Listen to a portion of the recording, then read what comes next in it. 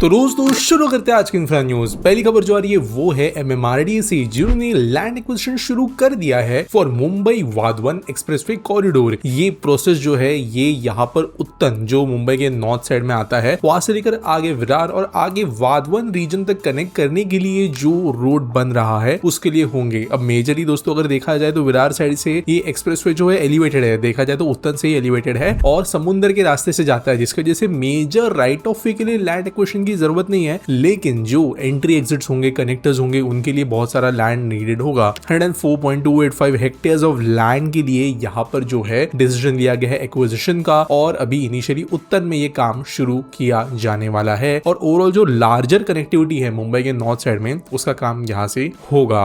अगली खबर दोस्तों ये महाराष्ट्र गवर्नमेंट से, जो कि प्लान कर रहे हैं 20,000 करोड़ रुपीस का एक शिप बिल्डिंग क्लस्टर बनाने के लिए, जो दीघी महाराष्ट्र के अंदर बनाया जाएगा। दीघी के अंदर ऑलरेडी एक पोर्ट था जिसको अपग्रेड किया जा रहा है और अभी इसे एक mega greenfield ship building cluster के अंदर भी डेवलप करने का डिसीजन लिया गया है। मुंबई पोर्ट अथॉरिटी और महाराष्ट्र गवर्नमेंट ये 50-50% का एक जॉइंट वेंचर करते हुए ये डेवलपमेंट करेगी और जो state run Mazagon dock ship builders limited है ये एंकर शिपयार्ड के तौर पे यहाँ पे बनाया जाएगा। मजगांव डॉक एक लिस्टेड कंपनी है, पीएसयू है, लेकिन काफी प्रॉफिटेबल भी है, काफी एक्सपर्ट भी है। ऐसा नहीं है कि ये सरकारी कंपनी होने के बावजूद टेक्नोलॉजिकली पीछे हो, ये बहुत आगे है। तो one of the top building Nations अगर इंडिया को बनना है शिप बिल्डिंग के क्षेत्र में 2047 तक, तो ये दीघी पोर्ट भी उसके अंदर एक इंपॉर्टेंट भूमिका निभाएगा। अगली खबर दोस्तों जो आ रही है वो है महाराष्ट्र से, जब पर Nashik Pune high speed rail corridor के लिए गवर्नमेंट ने फिर से पुश लगाना शुरू कर दिया है। अब ये कॉरिडोर बनने के लिए प्रपोजल्स पहले गए थे, पहले स्टेट ने बनाने की कोशिश की थी, फिर सेंट्रल के पास गया था, सेंटर ने रिजेक्ट कर दिया था इस प्रोजेक्ट को। और जो लोग महाराष्ट्र में रहते हैं उनको पता होगा नासिक पुणे एक बहुत ही ज्यादा हाईली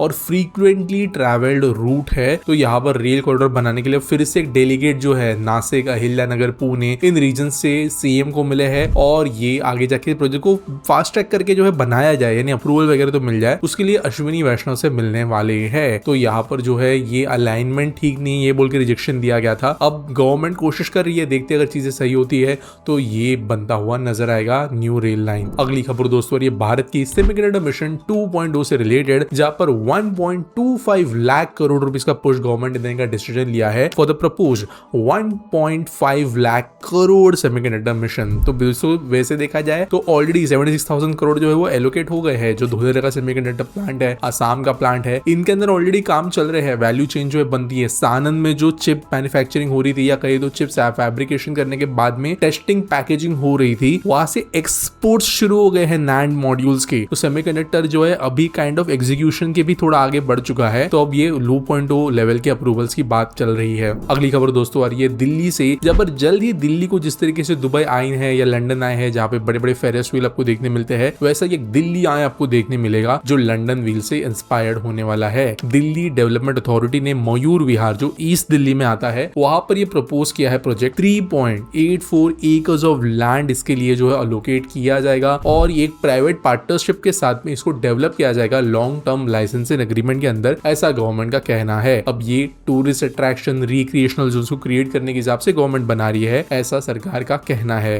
अगली खबर दोस्तों जो आ रही है वो है दिल्ली स्लम रिहैबिलिटेशन पॉलिसी 2026 से रिलेटेड, जब union home minister Amit Shah ji ने डायरेक्ट किया अथॉरिटीज को to speed up the slum rehabilitation project in Delhi. तो यहाँ पर दिल्ली स्लम और JJ slum rehabilitation project finalize होने के बाद में काइंड ऑफ यहाँ पर 45 डेज के अंदर रीडेवलपमेंट की पॉलिसीज इन ग्राउंड शुरू हो जाएगी, ऐसा गवर्नमेंट का कहना है। अब जिनको नहीं पता दोस्तों, मुंबई के पास one of the most successful slum rehabilitation policies है पूरे के पूरे देश और दुनिया की। और रिसेंटली यहाँ पर इसके जैसे hundreds of acres of slums जो है मुंबई के अंदर निकाले जा रहे हैं, लोगों को जो है बेहतर घर वगैरह मिल रहे हैं। दिल्ली के अंदर जो कॉलोनी कल्चर है ये भी बहुत बड़ा सरदर्द है डेवलपमेंट के लिए, क्योंकि फिर रोड्स, इलेक्ट्रिसिटी ये पहुंचाना मुश्किल हो जाता है। लेकिन अभी जो है काइंड ऑफ ये पॉलिसीज मदद करेंगे इन चीजों को चेंज करने के लिए। अगली दोस्तों जो खबर आ रही है वो है भारत के बैटरी कंपोनेंट मैन्युफैक्चरिंग मिशन से रिलेटेड, जहां पर 12,000 करोड़ रुपीस का एक नया इंसेंटिव गवर्नमेंट लॉन्च करने वाली है मटेरियल्स के लिए जो बैटरी के अंदर इस्तेमाल होते हैं। Anode active materials, electrolysers, copper foil separators, ये चीजें आज भी बाहर से आ रही है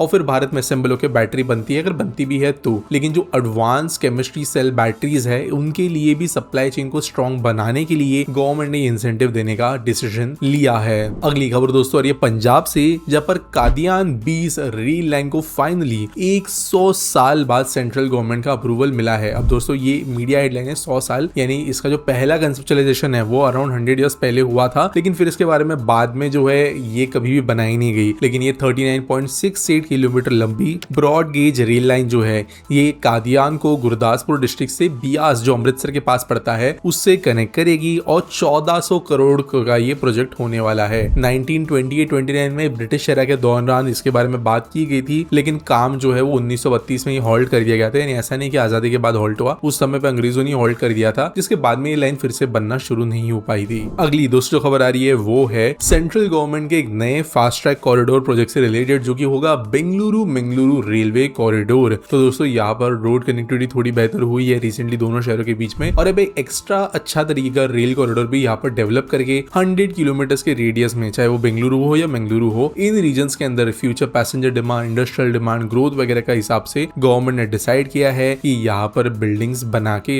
या कहीं तो इंडस्ट्री जो है सेटअप की जाएगी। अगली खबर दोस्तों आ रही है हरियाणा और राजस्थान के बीच में साइन हुए एक डॉक्यूमेंट से रिलेटेड, जब पर यमुना वाटर प्रोजेक्ट अरेंजमेंट जो है यहाँ पे दोनों स्टेट के बीच में साइन हुआ है। 580 million cubic meters of water जो है राजस्थान को सप्लाई होगा from the months of July to October, ऐसा यहाँ पे डिसीजन लिया गया है। और यहाँ पे इसके लिए 3 अंडरग्राउंड पाइपलाइंस भी जो है वो बनाई जाएगी। हथनी कुंड बराज जो राजस्थान के अंदर आता है, यहाँ पर बेसिकली पानी पहुंचेगा। एक 1994 का भी एग्रीमेंट था जहाँ पर यमुना बेसिन का पानी शेयर होना था, लेकिन यहाँ पर वाटर इशू फिर भी सॉल्व हुआ नहीं था दोनों स्टेट्स के बीच में। अब यहाँ पर एक राहत वाली बात मिली है। वैसे जब जिस दिन काम शुरू होकर काम खत्म होगा उस दिन चीजों को असली मानना बेहतर होगा। अगली खबर दोस्तों हो रही है ओडिशा से, जो एग्जामिन कर रहे हैं एक elevated rapid transit corridor proposal. तो बेसिकली बारगढ़, संबलपुर और वीर सुरेंद्र साई एयरपोर्ट जो झारसुगुड़ा के अंदर है, इसको कनेक्ट करने के लिए एलिवेटेड कॉरिडोर बनाने का डिसीजन गवर्नमेंट ने लिया है। अब ये प्रपोजल जो है CRUT और भुवनेश्वर मेट्रो रेल कॉर्पोरेशन के द्वारा एग्जामिन करके फीजिबिलिटी स्टडी करके आगे भेजने को कहा गया है। अब देखते हैं इसका क्या होता है आगे। अगली खबर दोस्तों ये रेलवे से, जो कि प्लान कर रहे हैं more powers for training of station masters. तो जो फ्रेमवर्क है ओवरऑल स्टेशन मास्टर्स को एम्पावर करने का, इसके लिए फाइनेंशियल, एडमिनिस्ट्रेटिव, ऑपरेशनल पावर्स जो है वो देने का डिसीजन लिया गया है, जिसके अंदर करियर प्रोग्रेशन, ट्रेनिंग और स्टाफिंग के अंदर भी प्रोग्रेस करने का डिसीजन लिया गया है। अब कई बार होता यह है दोस्तों, जैसे मैं आपको एग्जांपल लेता हूं, एक पर्टिकुलर स्टेशन है, वहां पर जो स्टेशन मास्टर कुछ सालों से तैनात है उसको पता होता है कहाँ पे मेजरली एस्केलेटर की जरूरत है या लिफ्ट की जरूरत है, लेकिन जो अप्रूवल आता है एस्केलेटर्स का, प्लान वगैरह का, वो कहीं और ही जगह से आता है, जिसकी वजह से एकदम बेकार जगह पे एस्केलेटर लग जाता है जो ज्यादा यूज नहीं हो पाता। कई जो रीजन है जहाँ पर बहुत ज्यादा स्टेशन डेवलपमेंट हुआ है वहां पर मेजरली ये देखने मिलता है, क्योंकि काइंड ऑफ डिसीजन मेकिंग है ही नहीं स्टेशन मास्टर के पास। तो ये चीजें यहाँ पर इंप्रूव की गई है, जिसकी वजह से जो है जो स्टेशन मास्टर है वो रोल प्ले करेंगे फाइनेंशियल चीजों के अंदर, पैसेंजर मूवमेंट वाली चीजों के अंदर, कन्वीनियंस रिलेटेड चीजों के अंदर और इंफ्रास्ट्रक्चर डेवलपमेंट के अंदर। आज के आस्क पीटी सॉल्व के बारे में बात करें तो गणेश यावरे पूछते हैं, भाई ये जो तवा महावीर एक्सप्रेसवे है, Samruddhi expressway link to Wadhwan port,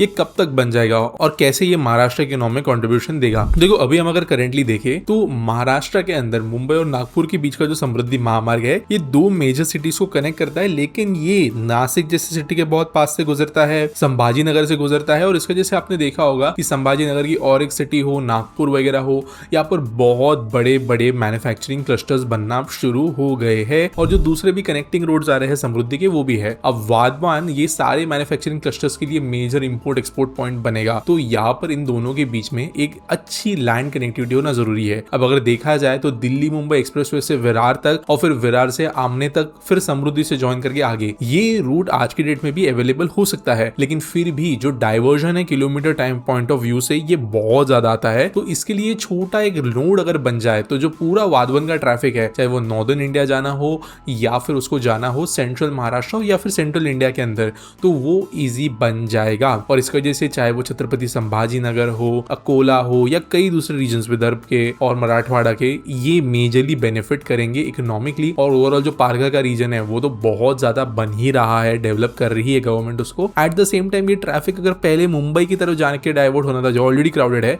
उससे भी ये बचेगा। उम्मीद करता हूँ आपको सवाल का जवाब मिल गया होगा। अगर आपके पास कोई सवाल है तो आप कमेंट सेक्शन मुझे पूछ सकते हो। कोई न्यूज अगर आपको सबमिट करनी है तो उसके लिए आपको डिस्क्रिप्शन में लिंक मिल जाएगी। बाकी वीडियो अच्छा लगा होगा तो चैनल को लाइक करना, सब्सक्राइब करना, मर्चेंडाइज सब चेकआउट कर सकते हो, और मिलेंगे अगले वीडियो में।